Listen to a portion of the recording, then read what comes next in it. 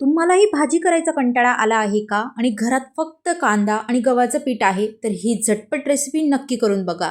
जास्त काही नाही, कमी साहित्यात, घरच्या साहित्यात आणि ते पण एवढी जबरदस्त लागते ना की पुन्हा पुन्हा करून खाल एवढी भारी. चला रेसिपीला सुरुवात करूया. सगळ्यात अगोदर आपल्याला एकच कांदा हवा आहे जो की खूप बारीक कापून घ्यायचा आहे. तुम्ही हुबा चिरलेला पण घेऊ शकता किंवा दोघी साईडनी चिरलेला पण चालतो. त्यानंतर कोथिंबीर घ्यायची, तिला पण छान चिरून घ्यायचं. सगळ्या गोष्टी एकत्र करायच्या. त्यामध्ये चटणी पावडर, हळद, थोडेसे जिरे, थोडेसे नमक आणि चाट मसाला घालायचा. चाट मसाला घातल्याने याला अगदी भन्नाट चव येते. सगळं मिश्रण मस्त असं छान हाताने चोळून घ्यायचं.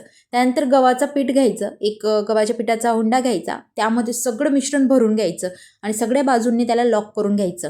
तुम्हाला जेवढं असेल चौकणी, गोल जसं लाटायचं असेल तसं लाटा. गव्हाचं पीठ घालून घालून मस्त हलक्या हाताने लाटायचं आहे. जास्त जोराने नाही लाटायचं, नाही तर सगळं मिश्रण बाहेर निघतं. त्यानंतर तव्यावरती मस्त असा हा पराठा घाला. दोघी साईडने छान खरपूस भाजून घ्या. तेलाने, तुपाने छान कशानेही भाजा. खूप छान आणि चविष्ट लागतो. इतकी सोपी रेसिपी तुम्हाला आधी माहिती होती का? जर माहिती नव्हती तर मला तसं सांगा. लाईक करा, सेव्ह करा आणि घरच्यांसाठी नक्की बनवा.